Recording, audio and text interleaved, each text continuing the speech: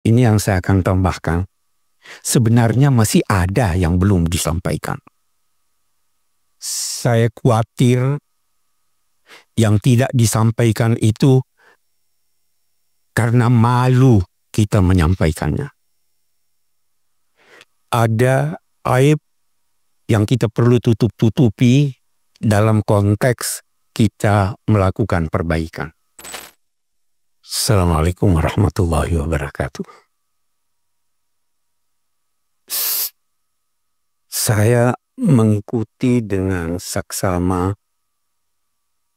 pembicara-pembicara sejak Ibu Nuria sampai yang terakhir Pak Lukman. Saya ingin katakan bahwa yang pertama, saya setuju dengan segala apa yang disampaikan. Yang kedua, ini yang saya akan tambahkan, sebenarnya masih ada yang belum disampaikan.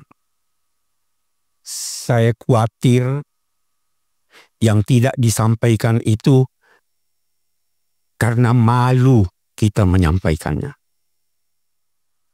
Ada aib yang kita perlu tutup-tutupi dalam konteks kita melakukan perbaikan. Yang kedua yang saya ingin sampaikan dalam konteks ini, saya juga ikut, walau tidak seintens sebagian teman-teman, dalam konteks merumuskan apa yang nanti Bapak dan Ibu akan baca. Saya ingin berkata begini, orang tua karena cintanya seringkali menegur dengan keras anaknya. Bahkan masa lalu, saya harap masa kini sudah tidak ada lagi, mereka memukul anaknya. Itu karena cinta. Demikianlah juga kami ini ketika melakukan sesuatu dan mengingatkan, itu sebenarnya seperti yang dikatakan oleh Pak Lukman, lahir dari nurani kami yang terdalam yang memang sangat mencintai bangsa dan negara. Yang ketiga yang saya ingin sampaikan adalah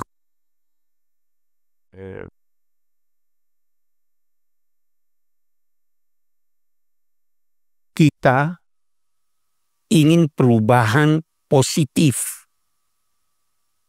Kita tidak inginkan perubahan negatif. Dan hemat saya, perubahan yang dimaksud itu adalah perubahan nilai-nilai yang negatif menjadi nilai positif, bukan perubahan manusia-manusianya.